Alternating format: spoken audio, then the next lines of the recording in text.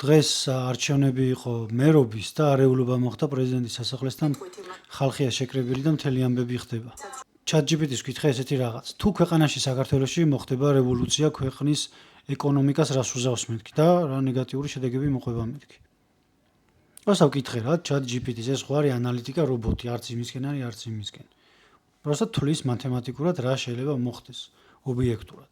და რა მოხდება თუ რევოლუცია შედგა რა, ინვესტიციების გაქრობა, ანუ უცხოელი ინვესტორები უყურებენ სტაბილურობას. რევოლუცია ნიშნავს გაურკვეველ მომავალს. უცხოელი და ადგილობრივი ინვესტორები თავს იკავებენ ახალი პროექტებისგან და იასნია ეგ ამბავი მოკვდება. კაპიტალის გადინება. ვინც ფულს ფლობს, ცდილობს რაც შეიძლება სწრაფად გაიტანოს უსაფრთხო ქვეყნებში. დოლარი, ევრო, ქონების გაყიდვა და გატანა. ეს ლარის გაუფასურებას გამოიწვევს ავტომატურად. ეკონომიკური ვარდნა. წარმოება ჩერდება, კომპანიები ვერ მუშაობენ, მოხმარება და ვაჭრობა მცირდება. ბიუჯეტის კრიზისი. გადასახადების შეგროვება კლებულობს, ხარჯები კი იზრდება, ქუჩის პროტესტები, შიდა დაპირისპირებები, სახელმწიფო აპარატის ფუნქციონირების გაჩერება. მეხუთე, სამუშაო ადგილების დაკარგვა, ქარხნები, ბიზნესი, განსაკუთრებით პატარა და საშუალო ბიზნესი, პირველების ზარალდები. ანუ რა გამოდის? ეს რო შედგეს ეს ამბავი. ხო, იასნია ხა, აქ პრობლემა ნახე რა, მაგარი რაღაცა. ჯერ ამას ბოლომდე წავიკითხავ და მერე განვიხილოთ. ხა ნახე. ნეგატიური შედეგები, ანუ რა, რო ჩამოვთვალოთ ესე კონკრეტულად. ეს ძალიან მარტო ეკონომიკაზე აქვს საუბარი. სხვა ქვეყანა რო შემოვლენ ჯარით დიდი შანსია, მაგაზე არ მაქვს ახლა საუბარი. აი უბრალოდ რაც ეკონომიკურად შეიძლება უცბად მოხდეს. ლარის მკვეთრი გაუფასურება და ფასების ზრდა, ინფლაცია, უმუშევრობის ზრდა, განსაკუთრებით ახალგაზრდებში, გარიგებების და კონტრაქტების დარღვევა, ვაჭრობა, ბანკების ესხები, საერთაშორისო იზოლაცია, ტურიზმის კრახი, უსაფრთხოება ტურიზმისთვის მთავარია, რევოლუცია პირდაპირ კლავს ამ სექტორს და განათლებული და ენერგიული ხალხი ქვეყნიდან მიდის. ისტორიული მაგალითები. უკრაინა 2014 წლის მაიდანი, ეკონომიკას 6.6%-ით დაეცა, ეროვნული ვალუტა გაუფასურდა ორჯერ. ეგვიპტე არაბული გაზაფხულის შემდეგ ტურიზმი დაეცა 80%-ით, ინფლაცია გაიზარდა, სახელმწიფო ვალმა გააორმაგა. საქართველოს 1991-92 წლების სამოქალაქო ომისა და არასტაბილურობის ფონზე წარმოება თითქმის განადგურდა, ენერგეტიკული სისტემა ჩამოიშალა, მოსახლეობის დიდი ნაწილი ემიგრაციაში წავიდა. შეჯამება რევოლუცია პირველ რიგში ეკონომიკას ანგრევს და მხოლოდ შემდეგ იწყება პოლიტიკური პროცესის ახალი ფაზა. ნეგატიური შედეგები ხშირ შემთხვევაში წლობით გრძელდება, რადგან ეკონომიკა ნდობას ნელა იბრუნებს. ისე აი ამ მომენტში აი რუსეთი რას იზავს? გაძლიერებული დამოუკიდებულება მეზობელზე, ეკონომიკური და პოლიტიკური კონტროლი. იასნია რა, მაგაში ყველაზე ძალიან იმოქმედებს რუსეთი და თურქეთი. გრძელვადიანი იზოლაცია დასავლური ეკონომიკებიდან. თუ ქვეყანა რუსეთის გავლენის ქვეშ გადავა. და გრძელვადიანი იზოლაცია რა თქმა უნდა უფრო დაანგრევს ქვეყანას. ფასების მკვეთრი ზრდა და ეკონომიკური კრიზისი. სუვერენიტეტის დაკარგვის რისკი და რისკი კი არა უეჭველი 100%-ით სუვერენიტეტის დაკარგვა 100%-ით მოხდება. როცა სახელმწიფო სუსტდება, მეზობელი ცდილობს ნაწილობრივ მაინც შეითვისოს გადაწყვეტილებების მიღების უფლება. და აი აქ მაგალითებია ჩამოწრილი, მოკლედ ამას არ წავიკითხავ. ეხლა გავაკეთოთ ანალიზი და რეაქცია გქონდეს. ამ მოვლენებთან დაკავშირებით ჩვენი პირადი რეაქცია. ზოგი იმის მომხრეა, ზოგი იმის მომხრე. აი რეალურად რა ხდება? რეალურად ხო არის ესეთი მათემატიკური, ესე იგი დათვლა, რომ ეს უეჭველად მოხდება, აი აქ რაც წავიკითხე. მაგრამ მეორე რა არის, რა სასაცილო? მთავრობა ოცნება არავითარ შემთხვევაში არ უნდა პოზიციების შეცვლა, ანუ არავითარ შემთხვევაში არ დატოვებენ ეგენი თავიანთ პოზიციებს. უსასრულოდ გააგრძელებენ თავიანთ მთავრობაში ყოფნის შესაძლებლობას. ანუ მესამე მხარე გამოჩენილა, ბევრჯერ გამოჩნდა, მაგრამ ეს მთავრობა აკეთებს გაშავების პრინციპს. აი წინა ვიდეოებში ვამბობდი, prime house-ის პრინციპს იყენებს. ანუ აშავებს, ამარგინალებს ადამიანს, მიაწერს რაღაცა იარლიყებს, მიაწევებს, მიაკრავს, ან რუსეთის აგენტიაო, ან რაღაც დაცინვის მეთოდი, ერთ-ერთ მაგას იყენებს თავიანთი შოუებით, აი სამნიროზიან. იმათი მეშვეობით უფრო ასაკოვან ხალხზე მუშაობს, მაგრამ დიდი ფართო აუდიტორია ყავთ და მუშაობს რა ფაქტია, რომ აი ადამიანებს რაღაცებს დასცინიან, ააგორებენ ამ რაღაცა მიმების რაღაცა ძალიან ბევრი Facebook გვერდი ხდება, ხო არ გონიათ რომ ეგ Facebook გვერდები ის არის დასპონსორებული არ არის. რეკლამა რაც ვერ იღებს Facebook-ზე იწვით და ეგ თითოეული გვერდები, რომელიც ვითომ აი ვინმე ადამიანის შექმნილია, ალბათ პატარა ასაკის, რომელიც მიმებსდებს. რეალურად მაგადი გუნდია რა. გუნდი აი შედით მაგალითად Facebook და სოციალურ ჯგუფები არის, იყიდება Facebook ჯგუფებში, ესე იგი Facebook აკაუნტები და 100 აკაუნტი 50 ლარად 2019-2020 წლებში დარეგისტრირებული. ანუ ტიპს პროსტა რაც წავაწყდი უცბად. ერთი 100 აკაუნტი აქვს სხვადასხვა სახელებით და წარმოიდგინე რა, ანუ დარეგისტრირებული თან წლების უკან არის, რომ ეჭვი ვერ შეიტანო და ის რო აკომენტარებს. აი ესე ყავთ რა, ისინი ბოტები და ორივე მხარე ერთმანეთს ესე იგი ესეთ საგიჟეთში ვცხოვრობთ რა. წარმოიდგინე და ეხა ოცნების მეთოდი ეგ არის, რომ გააშავოს თუ ვინმე გამოჩნდება. მაგალითად მესამე ძალა, აი მაგალითად, აი უცბად. ეხა ვკითხოთ და ვნახოთ პასუხი. და ამ პრინციპს ძალიან კარგად იყენებს დღევანდელი ჩვენი მთავრობა, იმიტომ რომ მესამე ძალა გამოჩენილა გეუბნებით რა. სუბიექტური აზრია თუ ასეა თუ ისეა ძალიან ჭკვიან ხალხს. ძალიან ჭკვიანი ხალხი ყავდა მხარდაჭერი იმ ადამიანებს, ვინც გამოჩენილა, მაგრამ გააშავეს და ესე იგი, რა ვიცი, აი მოწამლეს და რავი, ვინც კი ეროვნული გამოჩნდა ამ ქვეყანაში ყველას რაღაცა დამართეს. თან ისე მაგრა აშავებენ, რომ ხალხს ჯერა რა. აი ნებისმიერ ადამიანს რო კითხო, აი ეს ადამიანი ვინ არის, ზუსტად იმ პროპაგანდას აწვება, რაც მთავრობამ გააჩალიჭა. ხო და ბიძია, ამას აკეთებენ რატო, იცი, ჩვენ და ჩვენი მოწინააღმდეგე მარტო ნაციონალები არის. იმიტომ რომ იციან რომ ეგენი სუსტები არიან, ხვდები?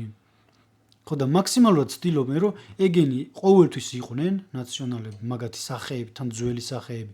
ციხეში ხო დაიჭერენ, მერე გამოუშვებენ მალევე. ანუ იმდენი წლით უშვებენ, რომ 3-4 წელიწადში მოკლედ გამოუშვებენ და რომ მერე ჩანდეს ისევ რა, ის ხო პოლიტიკაში ბრუნდებიან ისევ და ვინ აირჩევს დაბალი რეიტინგი აქვთ, ხო? ხო და იმაძე მაღალი ყველა ვარიანტში რჩებათ მაგათ რა. აი ესეთი საგიჟეთია. აი დაყავი და იბატონე. არის პოლიტიკური მართლობითი პრინციპი, რომელიც პირველად რომის იმპერიის დროს ჩამოყალიბდა, მაგრამ დღესაც აქტიურად გამოიყენება. რა არის დაყავი და იბატონე? ეს ნიშნავს, რომ როცა მართველს ან ხელისუფლებას სურს ხალხზე ან ჯგუფზე კონტროლი, ისინი ერთიანობას არღვევენ და დაყოფენ სხვადასხვა სუბჯგუფებად, რომლებსაც ერთმანეთთან კონკურენციაში ჩაყრიან.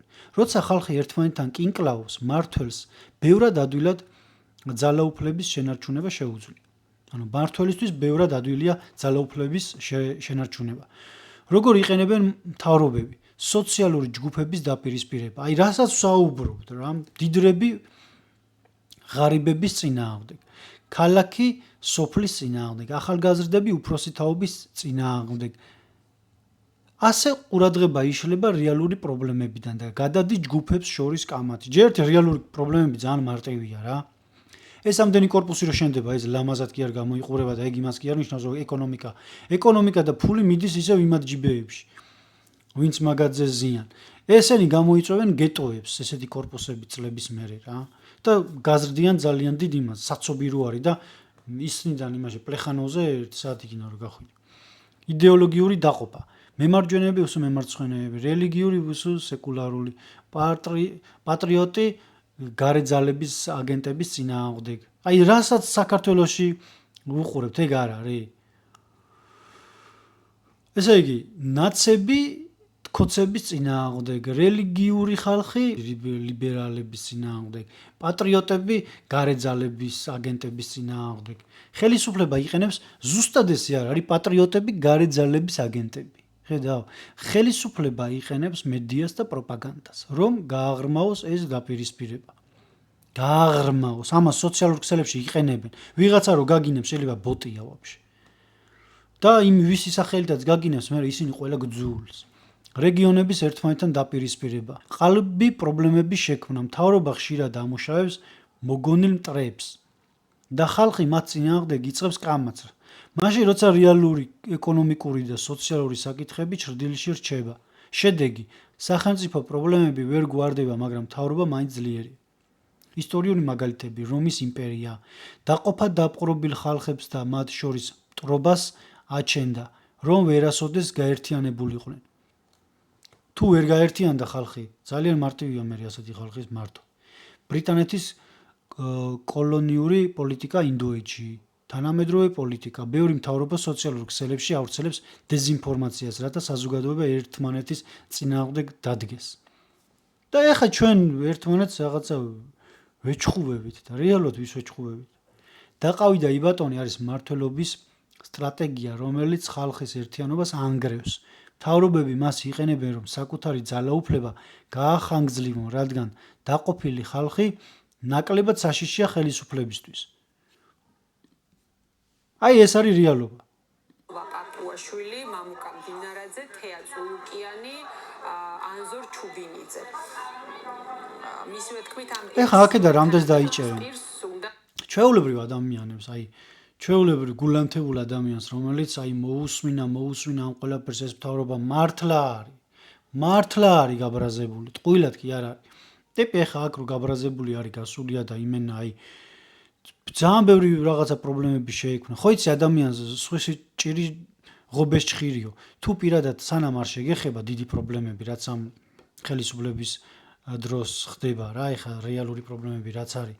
სანამ პირადად არ შეგეხება ძალიან იქამდე არ ბრაზდები რა. ხო და აქ ბევრი ადამიანი გულანთებულია შეიძლება გაიგეთ. ბევრი შეიძლება არის გულწრფელი ადამიანი, ახალგაზრდა გაზული და უნდა რაღაცა ცვლილებები. და დრო დაიჭერენ, ხო, მაგის მომკითხავი კაცშვილი არ იქნება. და უბრალოდ 1-4-5 წელს, ან მეც დაკარგავს რის გამო ისი აყვა, აი რაღაცა მასას აყვა.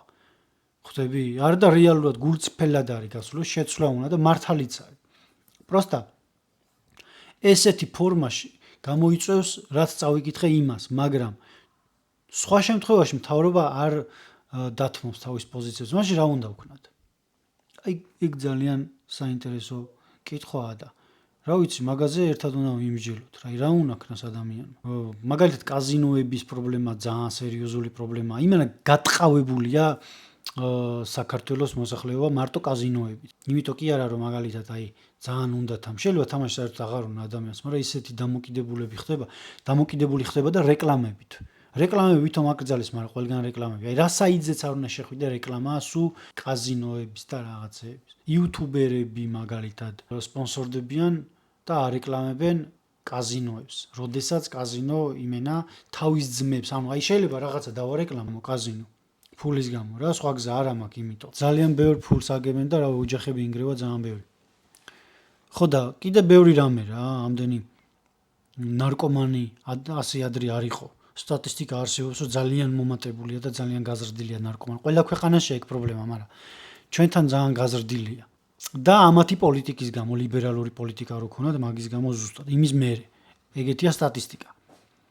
ლიბერალურმა პოლიტიკამ აი ამერიკის ქუჩებში, საბერძნეთის ქუჩებში რეები ხდება, ეგ ხო ყველა მიცის. თუ არა დასერჩეთ რა ინტერნეტში. და კიდე ძალიან ბევრი ის, აი მაგალითად მაღაზიები რო ვამპირები ვით არიან და წრუბელები ვით არიან, სისხლს წოვენ ხალხს. ძალიან სიძვირე რო არის რა ყველაფერში. აი ეგეთი პრობლემები, როგორიც მოუგვარებელი პრობლემები. მაგაზე არავინ არ ლაპარაკობს. გამოამერე მერი და სადაც პარკი გახსნა. პარკი გახსნა, რომელ პარკშიც ფშიერი ხალხი დადის რა, ეგეთი ხალხიც ხო ბევრია რა. ანუ ხალხს ვალები აქვს. თავიანთი აი მარკეტინგული ხრიკებით და რაღაცა სიგიჟეებით ხალხს ისე შემოახვიეს ეგეთი ლაიფსტაილი, როგორიც ბოლო დროს არის. რომ ადამიანებს ვალები აქვს რაღაცა iPhone-ის. ახალი გამოსული iPhone-ის და ხალხი მერე 3 წელი იმას იხდის. ბანკს იხდის. და იმ ახალ გახსნილ პარკებში და სხვათა შორის ეს корпуსები რო შენდება ასეთი ძალიან ლამაზი корпуსები, ვინ ცხოვრობს ძირითადად ცხოვრობენ უცხოელები. ანუ ვიღაცას უხარია რომ აი რამდენი корпуსი შენდებაო და შენთვის კი არ შენდება მერე. ან რაღაცა ძალიან ისეთი ძალიან იმეებზე რომ მაღალ სტანდარტებზე რომ ლაპარაკობენ. ეგ მაღალი სტანდარტები საკუთარი თავისთვის აქვთ მოწყობილი. გეუბნებით ფულის საწერი მანქანაა დღეს საქართველო რა ამათვის. ხო და ესენი არც აწასვას არ აპირებენ, მაგრამ ესენ ამათმა თუ მოახერხეს რევოლუცია, ქვეყანას დაინგრევა. ანუ ყველა ვარიანტში რაღაც სხვა მოსაფიქრებელი. რევოლუცია დაანგრევს ქვეყანას უეჭველი 100%-ით, მაგრამ ესენი არც აწასვას არ აპირებენ. ესენი მუდამ აპირებენ მთავრობაში ყოფნას. ანუ რა გამოდის? საგიჟეთი. რავია, აი ამ მოვლენებთან დაკავშირებით ესეთი რეაქცია ეგეთია ჩემი.